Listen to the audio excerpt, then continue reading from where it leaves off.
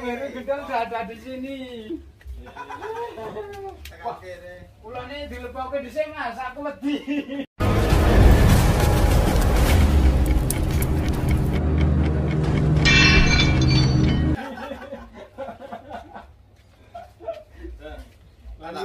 Anak kok dhewe lah. Menun. Pripun kabare? Alhamdulillah sae. Oke. Saka Jogja. Dari Jogja. Kali sinten? Ini kemarin mampir-mampir jadi jalan-jalan nyusul Om Heru Gundul katanya baru di tempat Pak Suwa. Nah ini kan saya kan penasaran nih dan dapat informasi dari kemarin cerita-cerita Pak Suwa pas di sana saya punya kace banyak loh. Ini belakangnya kasih. Asem gitu. Nah ini Ki Kobra tuh. Lah ini Mburi Ki Kobra. Ini waduh. Lah ini kacanya tipis iki. Loh ini udah bertahun-tahun aman kok. Aku deg-degan ini. Loh manusia hidup pasti deg-degan. Ya kalau nggak deg-degan Berarti sudah meninggal. Ini Om Heru, Om Suwa ini. Pak Wira ini kan nggumun sekali ini. Kemarin Om Suwa cerita di sana, wah saya pelihara kace. Ini berapa kace nih King Kobranya di sini? 50 lebih. Jadi 53 lah. 53. Wis dihitung nih. Ya. Boleh silakan deh. Boleh mau dihitung. Enggak mau. Kita pakai karung satu-satu boleh silakan. Agak melarang. Rawani. Ini sebanyak ini loh Om. Duduk dulu. Aman gak nih? Aman. Ya selanjutnya gini. King Kobra sebanyak ini kiko ngopo Mas? Nah, sebenarnya gini, ini kan dulunya nggak kepikiran mau ngoleksi King Kobra sebanyak ini, tapi kan rescue dari teman-teman itu banyak sekali. Bapak di sini ada yang dari Damkar, ada yang dari masyarakat umum, juga Mas Heru dapat dari mana kemarin rescue ya dari letakkan di Jawa Barat, dari Jogja, dari mana. Jadi masalahnya gini, King Kobra itu kan beda dengan ular-ular yang lain. Iya, berbisa ya? Sangat berbisa dan sangat mematikan. Ini. Nah, kalau ular-ular yang lain kita rescue dari warga, dari perkampungan, dari yang friksi dengan masyarakat, kita ngerilis masih enak. Dirilis ulang, istilahnya hutan di juga di sekitar situ masih nggak masalah karena range areanya juga rendah. Tapi kalau King Kobra kita mau rilis kemana di Jawa ini? Karena hutan-hutan yang ada itu juga selalu ada kampung dekat situ. Jadi kalau kita rilis sama aja kita memindahkan masalah. Ya, betul. Akhirnya ya untuk sementara kita tampung dulu sampai kita benar-benar mendapat satu tempat yang layak lah untuk kita rilis dan tidak membahayakan, tidak terjadi friksi lagi antara King Kobra dengan masyarakat. Iya. Awalnya itu ya. Iya. Terus ditempatkan di shelter ini. Iya. Oke. Jadi ini sementara buat teman-teman ini sementara kandang bukan permanen ini kandang untuk sementara. Ya. Tapi kayak kobra-kobra sebanyak ini dipakani enggak di sini? Ya sudah dipakani. Dipakani lah. Oh, enggak dipakani sudah mati. Sudah mati. Dan juga di sini malah masalah pakan itu melimpah, nggak kekurangan masalah pakan. Jadi untuk kesejahteraan ular yang di sini itu jelas malah terjamin ya. Ya, betul. Karena bagaimanapun kita tanggung jawab dengan ekosistem yang ada. Aku udah warai kelingan ini.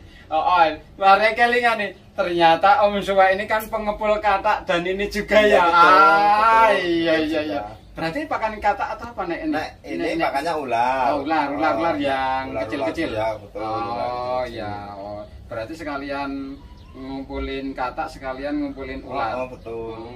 Nek kataknya ada yang pengepul dibawa ke tempat warung makan, rumah-rumah makan kayak Swike itu ya, rumah makan Chinese food dan lain-lain itu ya. Kalau yang Kobra ini yang ngangkutan ini Pak Diri kan nggak pengalaman banget tentang ekstrim kuliner dan Kobra ada yang dikonsumsi nggak? Rumah makan? Ada. Di kota-kota besar itu ada. Jadi walaupun sebagian masyarakat menyatakan daging ular itu haram. Haram kan untuk yang Haram untuk muslim, sebagian, iya. untuk muslim yang Cuman di non-muslim kan Indonesia ini adalah majemuk ya. Banyak juga masyarakat yang agama lain. non muslim. Jadi biasanya di Chinese food juga ada. Kemudian di istilahnya suku-suku yang lain juga ada. Jadi di kota-kota besar Jogja ada warung kobra. Oh, karena ada ya. Kobra ini selain untuk konsumsi tok, itu juga dia dipercaya untuk penyembuhan penyakit. Ya maklum lah Pak Ade kan elek-elek gini ya muslim, tapi begitu memang saya akui nggak begitu paham tentang kuliner yang lain, jadi ya nggak pengalaman. Tanya pengen enggak teman-teman enggak pengen. Ya, kalau di muslim yang taat jangan ya. Ya. Itu. Berarti Mas Heru, jual beli ular ini legal? Kalau jual beli itu legal, itu legal. Juga ada izinnya. Ada izinnya? Ada ekspor impor. Oh, ada impor. Kemarin kan pernah ada pandemi gitu, corona lah. Jadi setelah itu pas awal corona sampai sekarang memang belum bangkit lagi. Oh, belum ekspor lagi. Belum. Oh, tapi dulu pas belum ada corona udah memang udah jalan. Jadi jual beli ular ini untuk pengepul-pengepul besar itu mereka berizin. Oh iya. Mereka punya izin usaha dan mereka juga ada izin lingkungan. Oh. Nah, ya. kemudian seperti Pak Soa atau yang lain pengepul-pengepul kecil ini mereka mendukung pengepul-pengepul besar. Oh. Jadi mereka mencari kemudian disetorkan ke pengepul besar. Ya, kan resmi ya. Ada izinnya. Jadi makanya saya buru juga pakai aturan, nggak terlalu berlebihan sebetulnya. Nanti kalau saya berburu berlebihan, nanti habis gimana? Oh iya. Paling buru ayam paling. Banyak sih masyarakat pecinta lingkungan yang teriak ular tangkepi terus. Kalau punah gimana? Nah itu gimana? Itu sebenarnya kita juga istilahnya memberi masukan, memberi satu arahan kepada teman-teman pengepul. Dan memberi bimbingan mereka untuk tidak berburu seenak perut. Nah itu. Jadi kita juga harus memperhatikan lingkungan. Jadi di mana areal yang populasinya sudah meledak itu boleh kita kurangin. Kemudian area yang populasinya sudah jarang jangan. Biarkan berkembang biak dulu. Jadi itu ada kesepakatan dari kita dari pengepul ya. Pengepul ya. Jadi pengepul juga punya etikanya, bro. Tidak cuma asal capcek. Anak di Nyuwun ngapunten, ini bukan saya melecehkan perulonan enggak. Kalau di tempat saya masuk kandang burung itu langsung nyopot. Iya langsung tak gepuk, langsung mangan empret masuk, mangan merpati lah. Enggak tahu jenis ularnya. Yang penting semua ular tak anggap berbisa. Jadi memang wedi. Nah ini kan dapat informasi yang berbisa cuman keng kobra. Betul. Ada kobra, ada ulang, ini belakang ulang. Wah, ada ulang. Ulang Pak, tarik Pak. Wah aja ditoke Pak. Wedi ya. Iki wah ulang malah. aja dibuka Pak. Nomor satu. Nah, ini ulang malah. Nanti aja insertnya Pak. Nanti Pak. Wes Pak, kok Pak. Ini ulang. Kok Pak. Jadi ini adalah koleksi dari kita untuk edukasi. Oh itu edukasi. Pakai yang di sini ini ya? Iya, edukasi. Iya. Jadi kita bukan cuma istilahnya Pak Soa bukan cuma pengepul toh, tapi Pak Soa ini adalah praktisi. Bukan cuma hiburan, praktisi untuk pemateri baik itu di SAR, Damkar. Ya. Edukasi ngajarin kayak sarnya kayak pasal boki dulu. Boki Pak. Pak Dianu enggak. Yakin Pak? Aman. Wah, ngono iki lho. Wis kita lanjutin agak tenang kalau kayak gini. Jadi Pak Soa itu adalah salah satu tim profesional saya di Gundul Manajemen untuk pemateri untuk bagaimana handling ular secara profesional. Persiapan. Jadi juga penyedia materi-materi saya. Jadi saya sering dengan Pak Soa itu ke daerah-daerah untuk kampanye ular sahabat petani. Oh, gitu ya. Jadi kita ngobrol ngobrol dengan masyarakat desa, bagaimana istilahnya untuk tidak asal bunuh ular, supaya pertanian mereka tetap terjaga dari hama. Itu. Jadi walaupun beliau pengepul, beliau juga praktisi ular, beliau juga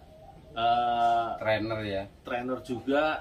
Jadi kita kembangkan ilmu bersama-sama, kita keluarkan ilmu bareng-bareng. Wah, keren. Kita saling juga mengisi lah, saling mengisi. Kita juga rescuer. Dan kalau ada masalah, kalau ada masalah friksi antara ular dengan masyarakat, kita dipanggil, yang tidak terlalu jauh kita bantu. Suhu. Saya kira cuma bagol ular. Maafkan saya sudah berburuk sangka padamu. Dan juga teman-teman juga jangan menghina sama pengepul sama pemburu itu. Jangan kayak Depa Wiro. Ada etika, dan juga kalau pengepul itu sangat kerjasama sama pemburu. Nanti kalau dapat ular yang kecil-kecil itu memang dibeli. Nanti setelah dibeli dikumpulkan, nanti dilepas liar lagi di tempat yang semestinya. Sampai segitu? Iya, betul kayak gitu. Itu betul. dana pribadi? Iya, betul. Wah, keren. Atau dananya Om Heru ini yang buat beli terus dibagi-bagi dilepas liarkan lagi? Nah, kita masing-masing punya etika. Luar biasa. Kita dapat keuntungan juga dari ular, kita juga jaga lingkungan juga dengan ular. Karena kalau yang kecil-kecil ini, istilahnya kalau kita store ke pengepul besar, juga istilahnya nggak manfaat. Sehingga kalau kita lepas liarkan lagi di areal yang sudah populasinya sudah minim, itu dia akan besar dan berkembang biak lagi dan beranak pinak, dan itu dipanen lagi ya. Gitu ya. Kita punya etika dan kita punya maksud. Maksud tujuan jangan retik gini teman-teman. Jadi reticulatus itu kan kalau yang kecil-kecil belum nggak laku. Itu kalau ada yang entah itu anak kecil yang udah dewasa dapat di alam liar, dibawa ke sini tetap tak beli. Tetap dibayar ya. 25 sampai 30 ribu nanti.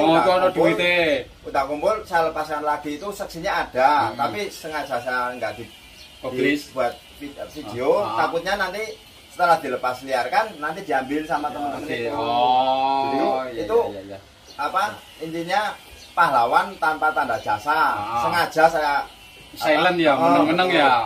Karena apa, nanti kalau saya tak foto dibuat Facebook apa di video, nanti takutnya malah diburu lain. Iya, karena apa, reticulatus yang masih kecil kalau dilepaskan ya di situ, tetap di situ, nggak pergi kemana-mana. Jadi ular itu range areanya sempit. Iya, yang kayak burung ya. Nggak kayak burung. Jadi pada saat dia dilepas liarkan di situ, dia paling gampang nyarinya ya. Nah, ini hampir sama kayak Pak D nih, kalau rilis hasil ternakan, tekukur atau daf atau jenis apa itu, begitu dalam informasinya Sherlock itu langsung pada dicarikan jaring dan lain. Nah, makanya Pak D juga jarang ke ini, tapi ya pengen pencitraan 1 kali 2 kali kita pengen di video. Pencitraan sih nggak masalah. Jadi untuk dokumentasi nggak masalah, sekali 2 kali istilahnya itu di area-area yang masyarakatnya bisa dibina. Kita juga dengan masyarakat yang bisa dibina, masyarakat sendiri sering upload, ya nggak masalah. Cuman di situ biasanya sudah ada perdes. Perdesnya, ya. Jadi pemerintah setempat sering yang kita publis itu adalah yang pemerintah setempat, pemerintah desa di situ sudah sadar sudah kita bekali tentang bagaimana sih ular sahabat petani, ular sahabat kita, sehingga masyarakat di situ ular yang dilepas ini tidak bahaya, sudah ngerti. Ular ini pemakan tikus, jadi dibiarin aja. Gitu. Nah, ini pertanyaan sebelum kita tutup ya, ini pertanyaan buat Om Suwa nih. Om Suwa selain jadi penghibur, tadi udah ada perkembangan sebagai trainer, juga pengisi acara di bawah manajemen Gundul manajemen tadi. Awalnya dulu memang pengepul ular atau memang? Dari kecil memang keturunan dari bapak. Saya mulai berkecimpung di bidang ular.